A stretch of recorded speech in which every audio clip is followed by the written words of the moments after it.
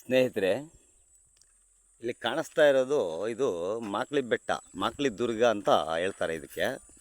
ಈ ಮಾಕ್ಲಿ ಬೆಟ್ಟದ ಮೇಲೆ ನಿಜಕ್ಕೂ ಒಂದು ದುರ್ಗ ಇರೋದ್ರಿಂದ ಮಾಕ್ಲಿ ದುರ್ಗ ಅಂತ ಕರಿಬೋದು. ಆ ದುರ್ಗ ಕೋಟೆ ಕಟ್ಟೋದಕ್ಕೆ ಈ ಊರಿನ ಜನಗಳು, ಈ ಸುತ್ತಮುತ್ತ ಹಳ್ಳಿಗರು ಒಂದು ಕತೆ ಹೇಳ್ತಾರೆ.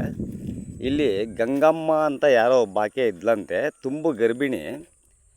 ಈ ಕೆಳಗಡೆ ಎಲ್ಲ ಒಂದು ಗಂಗಮ್ಮನ ಕುಂಟೆ ಅಂತ ಬೇರೆ ಐತಿ ಇಲ್ಲಿ. ಈ ಕುಂಟೆ ಒಳಗಡೆಯಿಂದ ಒಂದು ಅರುವಿ ನೀರು ತೊಗೊಂಡೋಗಿ ಅಲ್ಲಿ ತೊಗೊಂಡೋದ್ರೆ ಆ ಕೋಟೆ ಕಟ್ಟೋಕ್ಕೆ ಒಂದು ರೌಂಡ್ ಫುಲ್ಲು ಆಗ್ಬರ್ತಾಯಿತ್ತು ಅಂತ, ನೀರು ಸಾಲ್ತಿತ್ತು ಅಂತ ಹೇಳ್ತಾರೆ. ಇದು ನಾನು ಕೇಳಿದ ಕತೆ, ಇದು ನಿಜಾನೋ ಸುಳ್ಳೋ ಗೊತ್ತಿಲ್ಲ.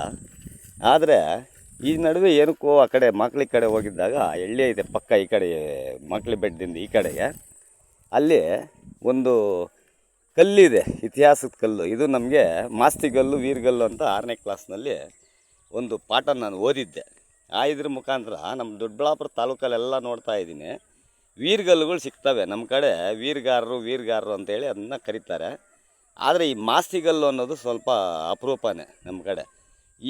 ಈ ಮಾಸ್ತಿಗಲ್ಲುಗಳು ಈ ಹಳ್ಳಿ ಪಕ್ಕ, ಅದೇ ಮಾಕ್ಲಿ ಬೆಟ್ಟದ ಬುಡದಲ್ಲೇನ ಒಂದು ಯಾರೋ ಹೊಲದಲ್ಲಿ ಇದು ಅವೇ ಇದ್ವು, ಸುಮಾರು ವರ್ಷಗಳಿಂದ ಇದ್ದಾವೆ.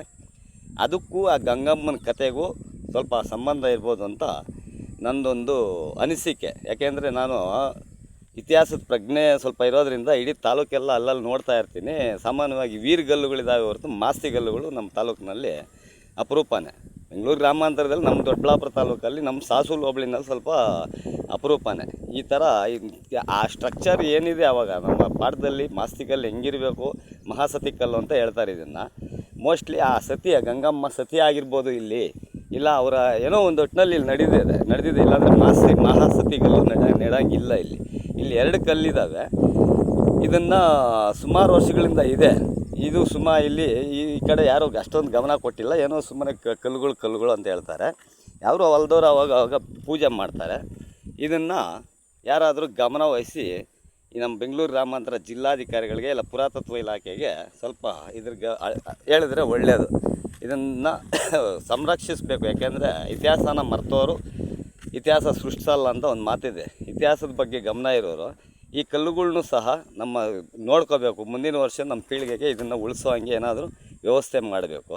ಯಾರಾದರೂ ಬುದ್ಧಿವಂತರು ಇದನ್ನು ಆದಷ್ಟು ಬೇಗ ನಮ್ಮ ಬೆಂಗಳೂರು ಗ್ರಾಮಾಂತರ ಜಿಲ್ಲಾಧಿಕಾರಿ ಅವ್ರಿಗಾಗಲಿ, ಇಲ್ಲ ತಾಲೂಕು ಆಡಳಿತಕ್ಕಾಗಲಿ ಇದನ್ನು ಕಳಿಸ್ಕೊಟ್ಟು ಗಮನಕ್ಕೆ ತರೋದು ಒಳ್ಳೆಯದು.